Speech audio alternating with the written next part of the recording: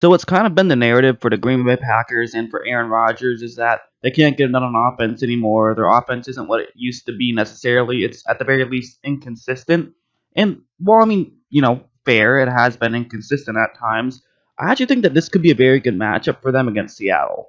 I think one of the real problems that has happened with this Green Bay offense is outside of Devontae Adams and their running game, they don't have too many options in terms of weapons. They don't have a lot of great receiving threats outside of Adams. And so if a team just double teams Adams and is able to stop the run, then the Packers have been in trouble, and that's how they've gotten blown out at times this season. But that being said, I think there are ways that they can outsmart this Seattle defense, and that's really what I'm going to be talking about in this video is how I think they could go about doing that. And one way they could do it is just with simple plays like this one. This isn't anything too fancy, but I do suspect that this is what the Green Bay Packers will be doing a lot against Seattle, especially at the start of this game, just to see if it can work. What's going to happen is that they're going up against a cover 3 zone, and they have a perfect route concept designed to beat cover 3. And also worth mentioning that this is the type of play that Seattle likes to run a lot on defense. So, anyways, what the Green Bay Packers are going to be doing is that first they're going to have the receiver on the bottom half of the screen run that route right there. And the purpose of that is it's going to get the New York Giants linebacker who's in charge of covering the zone that route is going into. He'll have to sort of move up a little bit further to the top half of the screen to take away that route. And they have a very similar route, but just in the opposite way, that route right there, which is then going to force another Giants player to have to move towards the bottom half of the screen. So from there, Adams' job is simply just to get in between them. They're trying to widen up this gap to potentially give a window for Adams to be able to get open. And after the ball is snapped, look at how well this is going to work out. I mean, both of those two Packers do a great job of running their routes and drawing Giants to an area of the field that they don't want to be in. And now if you look at Adams, he is just wide open. Rodgers isn't going to miss that throw. In fact, pretty much no NFL quarterback is going to miss that throw. There was a chance it could have been stopped at the 1, but it was not. It was a touchdown. And that's what the Packers can do, and that's what they're going to have to do when they go up against the Seattle Seahawks team. I also think one very interesting thing about this game against the Giants was that it was snowing. I mean, as you see on this play, there's a lot more snow on the ground. It's actually a pretty cool shot, but I thought the receivers actually did pretty well in the snow. I mean, I thought Lazard probably had his best game, and he did it in the snow. So, and there actually is something to that. I think that sometimes receivers actually can have some benefit to running in the snow because it's easier to run in a certain direction when you know exactly where you're going. It's easier to juke people out. Obviously, the downside is when it's cold, then it's just more difficult to grab the ball and catch the ball. But in terms of getting open, sometimes it's actually a little bit easier when there's snow coming down. But anyways, what's going to happen on this play is that this is cover 4 right here, and that's going to be Lazard's route. So it's going to, once it gets deep, it's actually going to go into a couple of different zones, but take a look at what happens right when this ball is snapped. So the Giant who is in charge of covering the zone, second closest to the top half of the screen, is playing a little bit more shallow. He sees that there's sort of a short crossing route. He's trying to take away that. Makes total sense. After all, when you're playing zone coverage, your zone is a suggestion, not something you have to do. So good job of taking away a different route. But the key thing here is that now there's a one-on-one matchup deep. So that's the downside of that. Lazard just has to win his one-on-one matchup, and he makes a great move to get around it, and he's able to get a touchdown just like that. So I think that's actually very unique because it is in the snow, it is cold weather, and the reason I'm bringing that up is because we're talking about a game that's going to be in Green Bay in January, so I have a feeling it's not going to be nice and toasty outside. There's probably going to be some cold weather, especially with, I believe the game starts at, it's an afternoon game, so could get pretty cold. The official time is 6:40 Eastern time, so I mean, yeah, it's probably not going to be warm out there, definitely not. And one more thing that has to be mentioned is just Devontae Adams is great. This is a play against Detroit. It's going to be a cover 2 man right here, and that's where he is on the screen. And watch how when he first starts running his route, it looks as though he's cutting towards the middle of the field. As you see, it appears as though he's running a pretty standard route just over the middle, which wouldn't be anything too fancy, but that is not what he's doing. And the reason why this fake is going to work out so well is, I mean,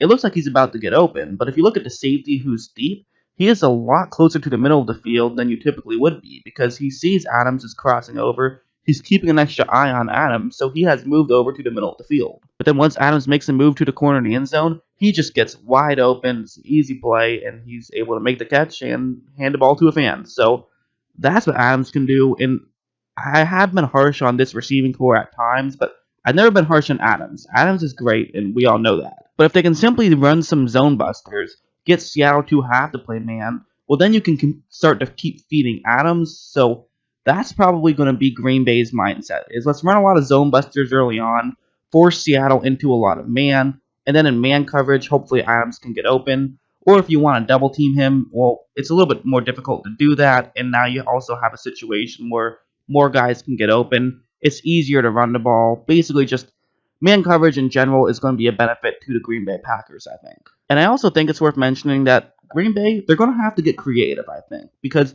not necessarily they're going to have to get creative, but if they do get creative, it can really benefit them because this is a Seattle defense that can get fooled. I mean, they've gotten fooled a pretty good amount of times this season. Like on this play, what's going to happen with LA is they're going to fake as though it's going to be a wide receiver screen. They're going to have Cooper Kupp take a couple of steps back, fake as though he's going to take the handoff.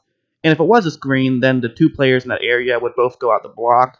And it's especially helping sell the screen with the fact that Tyler Higbee, their tight end, he's the one who's lined up towards the sideline. So he, you would think, okay, if you're lining up a tight end towards the sideline and you're going to fake as though it's a screen pass, probably a screen pass. Makes some sense. And then after the ball is snapped, if you look at that Seattle defensive back, he sees this, and so he's going to try to break in, try to take away a potential screen pass, try to make sure he doesn't get blocked out of the way. That's his mindset. But then once he does that, Higbee gets wide open, and that's an easy throw for Jared Goff to make.